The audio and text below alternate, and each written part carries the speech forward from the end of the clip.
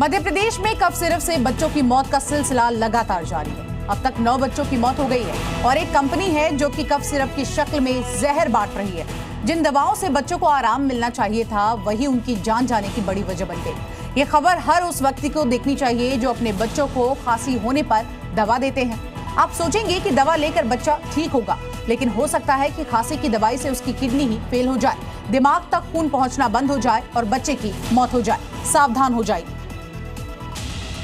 ये तस्वीर मध्य प्रदेश की है, जहां किडनी फेलियर की वजह से 9वें बच्चे की भी मौत हो गई। इन बच्चों की उम्र 1 से 2 महीने थी।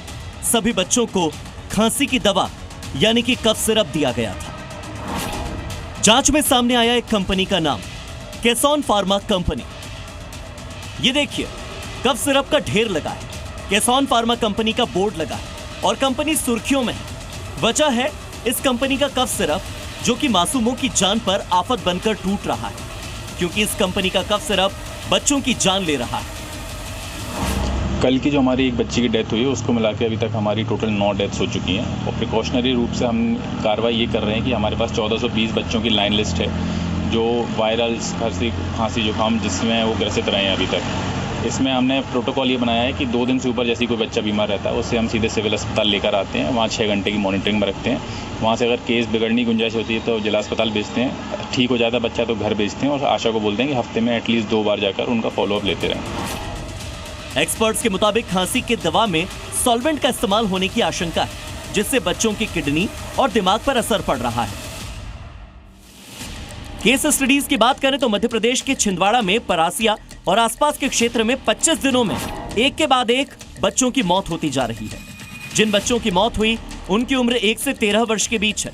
पहला मामला 7 सितंबर को न्यूटन के रहने वाले 5 वर्षीय अदनान खान का सामने आया। उसे तेज बुखार, उल्टी और पेशाब रुकने की शिकायत के बाद हॉस्पिटल में भर्ती करवाया गया, जहां किडनी फेलियर की वजह से बच्चे की मौत हो गई। इसके बाद दीघावानी, परासिया और उमरेठ क्षेत्र में इसी तरह के लक्षणों के बाद बच्चों की मौत के मामले लगातार सामने आते जा रहे हैं। प्रशासन ने शुरुआत में पानी और चूहों के सैंपल जांच के लिए भेजे, लेकिन सारी रिपोर्ट्स नेगेटिव थी। कलेक्टर ने कोल्ड्रिफ और नेक्स्ट्रो डीएस सिरप पर रोक लगा दी। मेडिकल स्टोर्स को भी कहा गया कि बच्चों को इस कॉम्बिनेशन के कफ सिरप न दें। अभिभावकों से कहा गया है कि कोई भी मेडिकल परेशानी हो तो तुरंत सरकारी अस्पताल में आए। में जो हमारा क्षेत्र में टीमें हैं, हेल्थ डिपार्टमेंट की आरआरटी टीमें हैं, लगातार सर्वेलेंस कर रही हैं। पूरा एसडीएम और उनकी टीम लगी हुई है ताकि आगे इस तरह के कोई केस ना आए।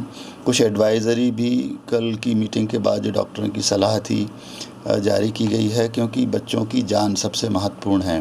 उसको ध्यान में रखते हुए एडवाइज़री जारी की गई है कि ये प्रिकॉशंस अभी बरती जाए। इधर राजस्थान के बयाना में 3 भाई बहनों ने खांसी का सिरप लिया।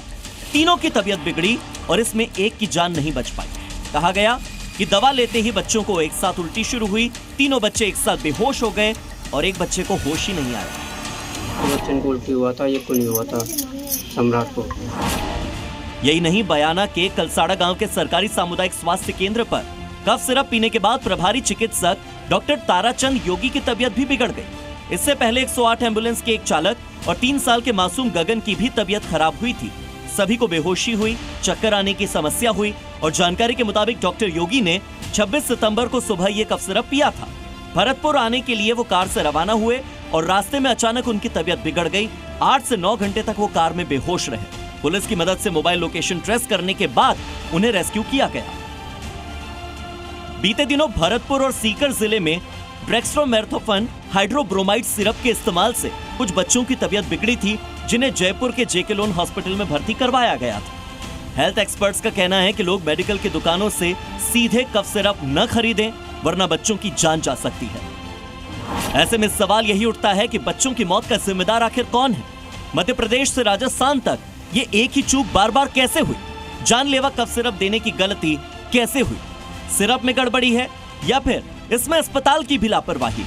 और दवा में गड़बड़ी के लिए जो कंपनी जिम्मेदार है, क्या उस पर कड़ा एक्शन होगा? ब्यूरो रिपोर्ट, जी मीडिया।